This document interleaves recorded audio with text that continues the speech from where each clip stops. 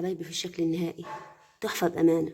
في دقايق أنا عملتها من جازة كلور أو علبة لبن بالشكل اللي انتوا شايفينه ده.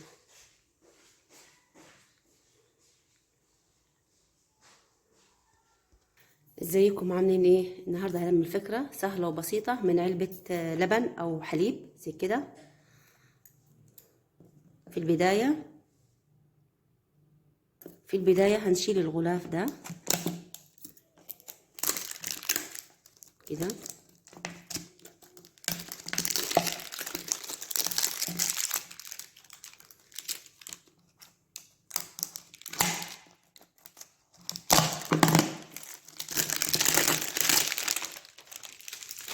كده. هاجي هنا بالقطر واشيل الجزء ده بالمقص كده،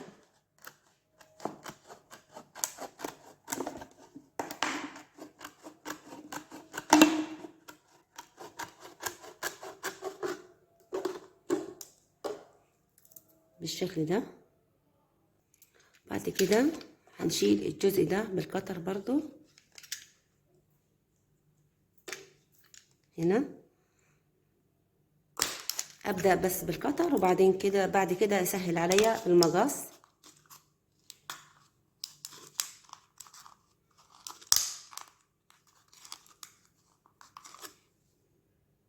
بالشكل اللي انتوا شايفينه ده.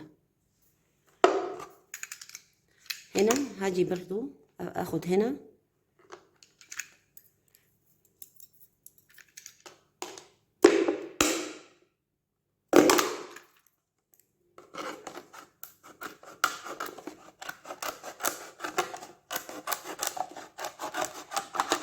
اكيد كلنا بعد ما نشرب اللبن بنرمي العلبة. بالطريقة دي هنستفيد بيها، مش هرميها. هنا في رسومات زي كده اهي، انا هقص بالمقص، امشي عليها كده.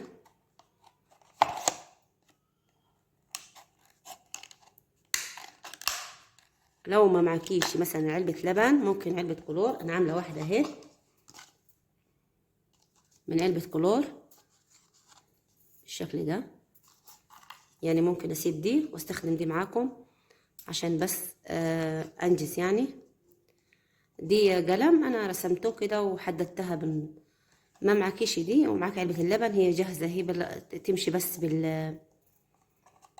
بالمقص عليها. هنا انا جبت حتة كرتون، هقص هنا كده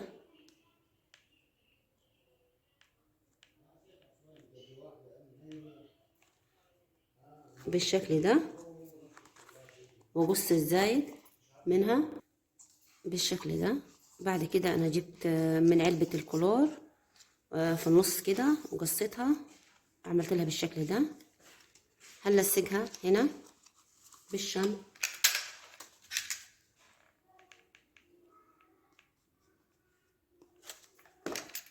كده،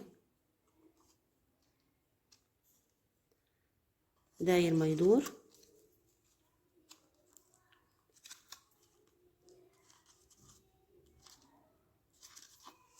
كده.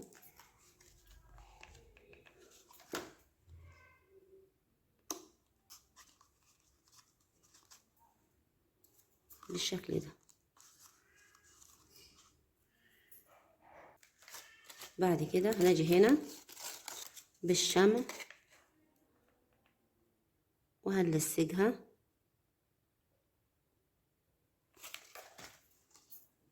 في النص كده بالشكل ده. بعد كده هنا معايا ورد، شريط ورد زي كده، ممكن تديها لون وممكن تعملي زي ما انا هعمل كده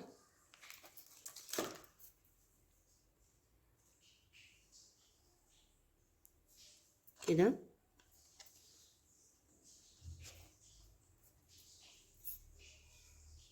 كده انا خلصتها.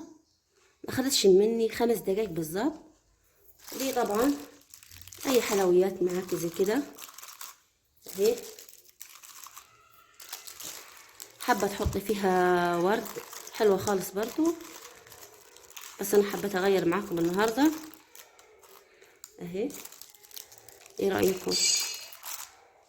شكلها تحفه وبسيطه وعملتها في دقايق.